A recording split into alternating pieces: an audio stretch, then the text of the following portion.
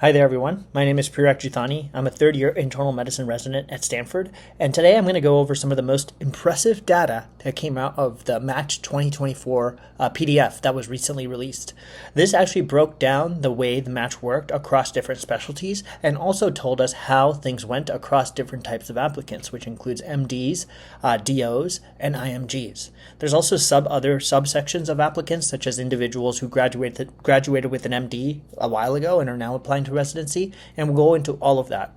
We'll also break down what the most competitive specialties were. We will break down the average Step 2 CK score for people who matched versus people who didn't. We will then talk about ultimately what it sounds like is allowing people to stand out. And lastly, I'll talk about the aspect of MD versus DO versus IMG, because they do break down all of these different types of applicants. Today, I'm going to talk very broadly about all the specialties and the data combined. In the future videos, I'm going to actually talk specifically about the more competitive specialties, such as neurosurgery, orthopedic surgery, dermatology, because there is where there was the biggest discrepancy in terms of match rate. I will also, of course, talk about my own specialty, which is internal medicine, just because there's a lot of nuances there. So let's get into it. You'll see that there's three big PDFs that I'm going to refer to in the presentation today. Specifically, it's going to be the outcomes from the USMD seniors, USDO seniors, and then IMGs. The reason why MD seniors and DO seniors is particularly important is because these tend to be the biggest applicant pools. MD seniors is anyone who is at an MD accredited institution in the United States. DO seniors are individuals who are at a DO accredited institution within the United States. And seniors implies that they're both graduating now and applying directly into residency. So this means that they're directly applying, going from medical school to residency. And then there's the aspect of IMGs, and those are individuals who are either U.S. citizens or non-U.S. citizens who ultimately end up at matching into different types of residency spots, and I'll go into all of them. Before we begin, I'm going to tell you that the first piece of data is going to be for USMD seniors and USDO seniors. Again, these are going to be people who are enrolled in an MD program or a DO program, and specifically that means they're seniors. That means they're actually in their fourth year of medical school and are going directly from medical school to residency. And you'll see that among these two different groups, there's a pretty consistently low percentage of individuals who matched across four specific specialties. Specifically, dermatology had a 71% match rate for MD seniors. Then you can see that neurosurgery had around a 70% match rate for MD seniors. You can see orthopedic surgery had a 73.1% match rate for MD seniors, and plastic surgery had a 74.3% match rate among MD seniors. Now let's go to the DO side. You'll see that these four specialties have pretty much just as low, if not lower, match rates. So you'll see that for DO seniors, the match rate for dermatology was 47.1%. There was also the interventional radiology, which for MD seniors was not as low. It was 82%, but for DO seniors, it was quite low. It was 44%. You'll see that neurosurgery, 21.4% was the match rate for DO seniors, and then orthopedic surgery continues to be low at around 47.6%.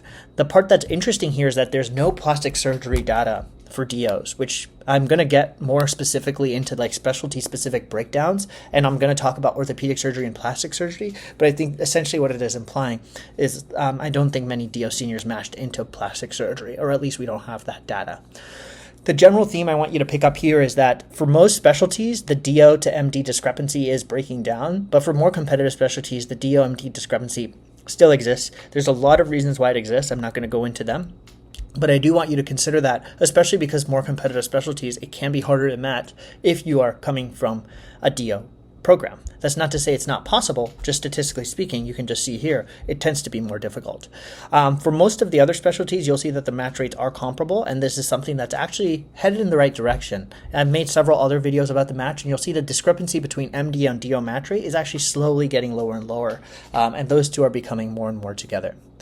Now let's talk about IMG. So you'll see here, this is the MD seniors, these are DO seniors. In the IMG realm, you'll see that the graph is broken down by US IMG, which means US citizens who are international medical school graduates, which means graduating from a medical school that is not within the United States. And then there's the non-US IMGs, which is individuals who are not US citizens who are graduating from international medical schools. The big thing I want you to see here, all the data is here obviously, but I want you to realize that anyone who is not a U.S. citizen there tends to be a lower match rate than individuals who are U.S. citizens. And part of that is because I'm sure there's a part of visa. It's much harder to make sure that these individuals have funding, and they also have to deal with a lot more immigration challenges. You'll see here that the 3 specialties we had talked about, which tend to be historically low in the MD realm, derm, neurosurgery, orthopedic surgery, and then plastic surgery, they still tend to be equally low in IMGs. So it sounds like there's not many IMGs who even got matched into derm. And then we'll go then to neurologic surgery, and the match rate here is actually 36 and 31, which is a little bit higher than the DO match rate. The orthopedic surgery, 19.4 and 12.5. Again, this is for US versus non-US respectively. And then plastic surgery has 15.4 and 25.8 respectively.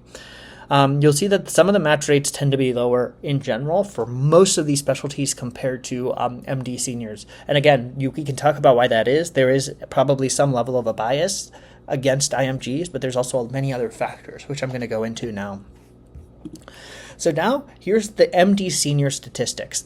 What they did here is that they took all the MD students who applied for the match and they broke them down into the MD students who matched and those who did not match. This does not break it down by specialty. It takes all across all specialties. There were 14,000 MD students that matched, and there were 14,300 and 1,550 that did not match. And you'll see that the biggest factor I want to point out is that the number of contiguous ranks on your rank list. So the more programs you list on your rank list, the more likely you are to match. People who matched had an average of 13.2 number of institutions listed on their rank list. And that also means they usually got 13 interviews, because you're not allowed to list a program unless they interview you.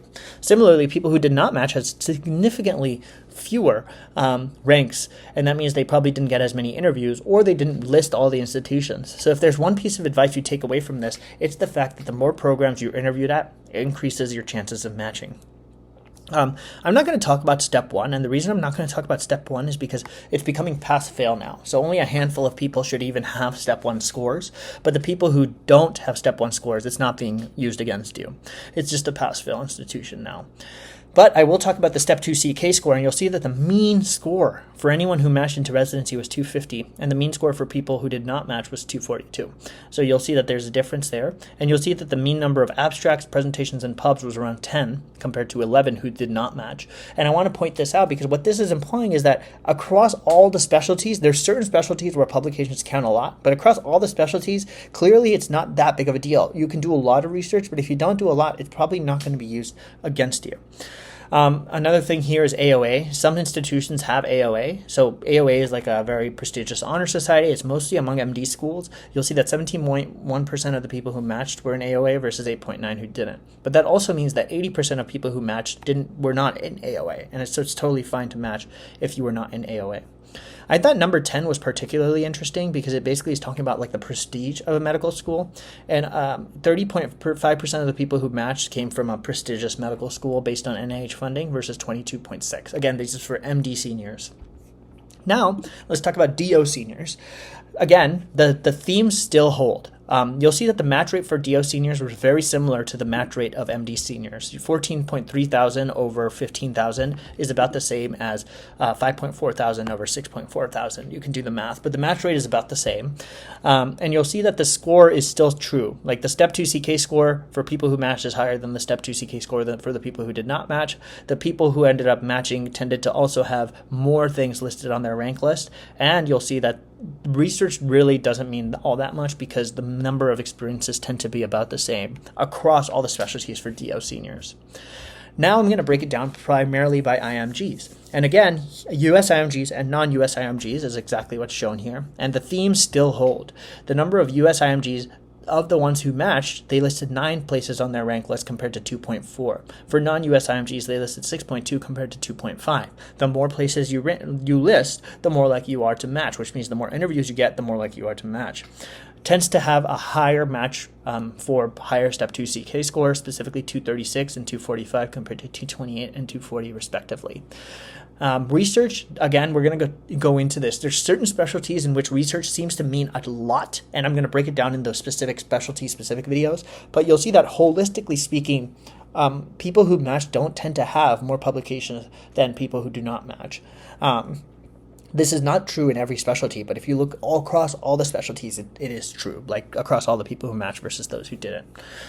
And that's kind of about it. So these are the general themes I wanted to point out. I wanted to point out that the disparity between MD and DO still exists, particularly for competitive specialties. There's also a disparity between MD and DO students versus IMGs. Specifically, non-US IMGs tend to have a harder time than US IMGs, and there are certain specialties which are IMG friendly compared to ones that are not. This tends to be the historically more competitive ones. The biggest predictor of whether or not you will probably match is the number of ranks you have on your rank list, which means you should try to get as many interviews as possible. And the things that seem to play into the interview include your Step 2 CK score, whether or not you were AOA, and more importantly, even if you had meaningful experiences and not necessarily always research experiences. So if you like this video, please drop a like, comment, share, subscribe, and I'll see you all in the next one. Many more of these videos will be coming up. Thanks for watching. Peace.